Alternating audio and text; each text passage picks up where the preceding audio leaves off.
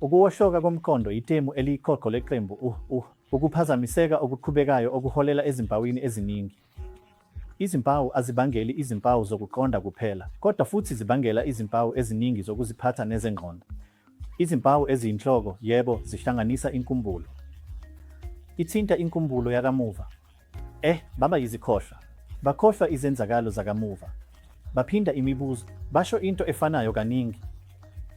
Lo mlaza wezimpawu yilokho okubizwa ngokuthi ukuwohloka komqondo. Ngakho-ke ngezinye izindlela, kokubili i-cognitive syndrome kanye nesifo sokuziphatha kujwayeleke kangakanani ukuwohloka komqondo. Ukuwohloka komqondo bekulokhu kukhonjiswe ukuthi kuthinta cishe amaphesenti ayisi-6 kuye kwayi-7 sonke isibalo sabantu asebekhulile eNdiya. Ngakho-ke kuyinto evamile ukugula. Izimbangela ezivame kakhulu zokuwohloka komqondo emhlabeni wonke kanye naseNdiya.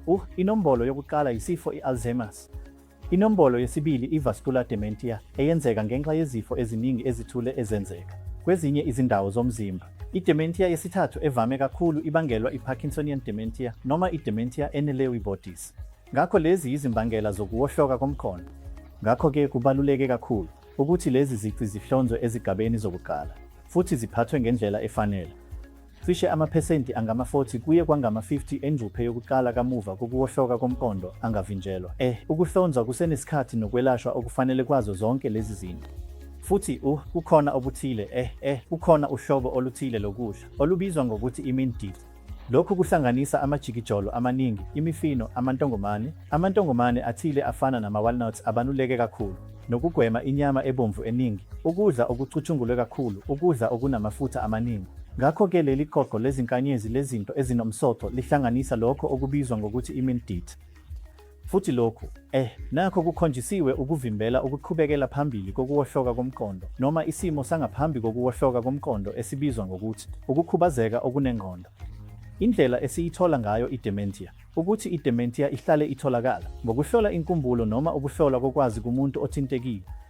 Umlando wokuqala nentuthuko yezimpawu utholakala kumuntu onolwazi, ovame ukuba yilungu lomndeni, bese senza izivivinyo ezithile. Okungenani, senza isithombe sobuchopho esivame ukuba iMRI. Uma iMRI ingenziwa, thina sithola i-CT scan yobuchopho. Kwezinye izimo, kufanele senze i-PET scan yobuchopho, engase idingeke ukucacisa ukuntuleka.